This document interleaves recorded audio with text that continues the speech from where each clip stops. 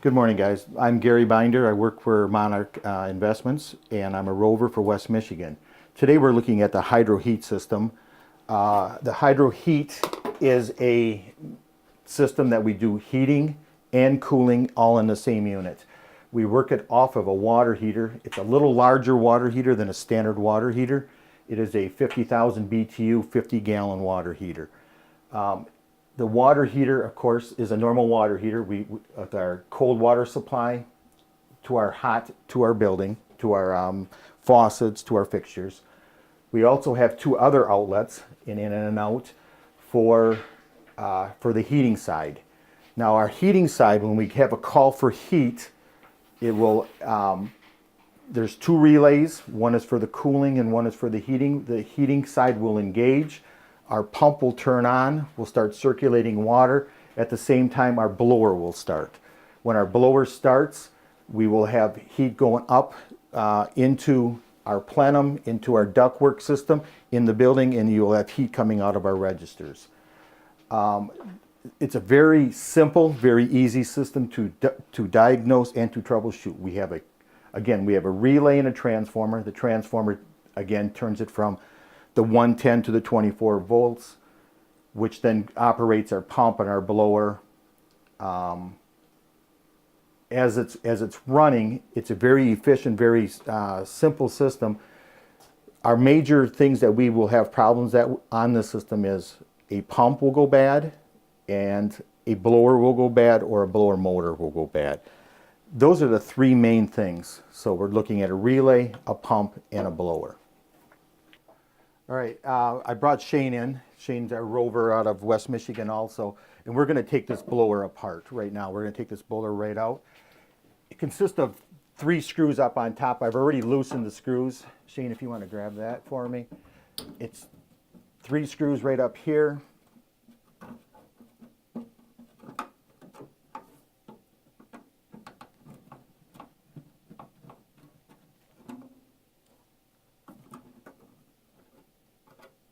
Come down. Yeah.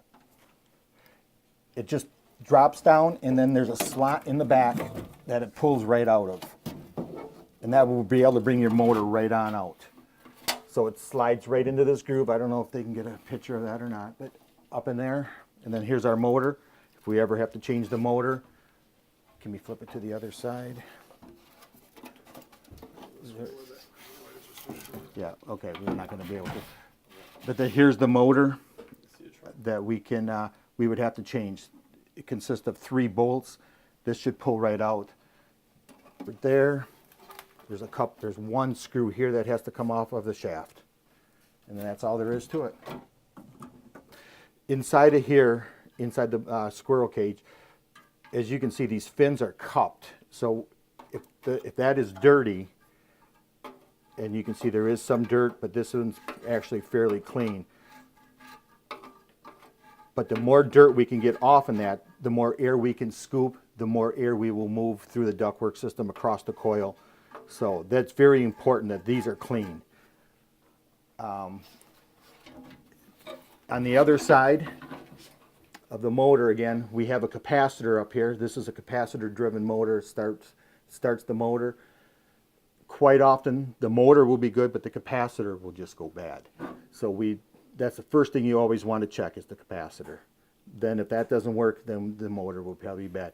There are different ways. If you have an amp probe, you can check amp draw on it to see if you're drawing too much amp or not enough amperage.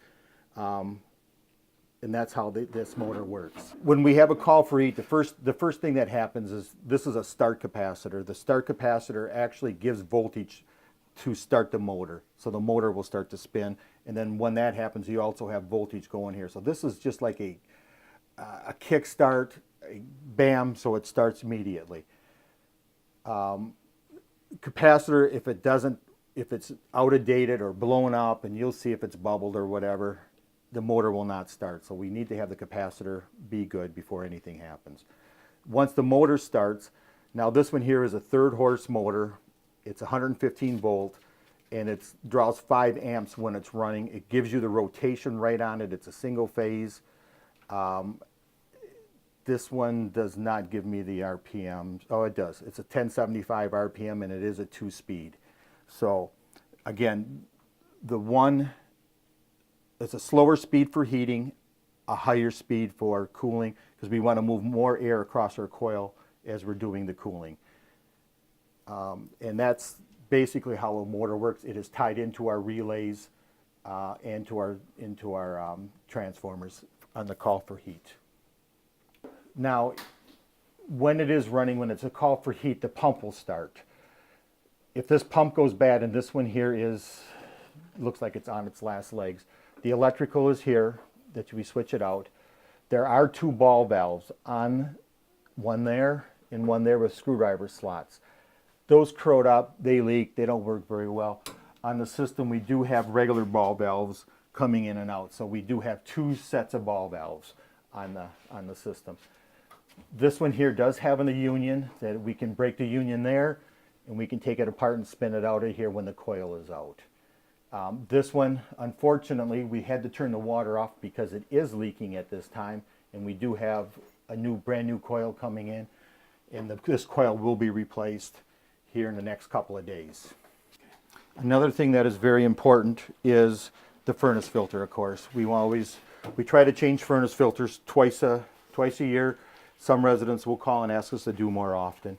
But it's just a furnace filter into our return air box, slides right in.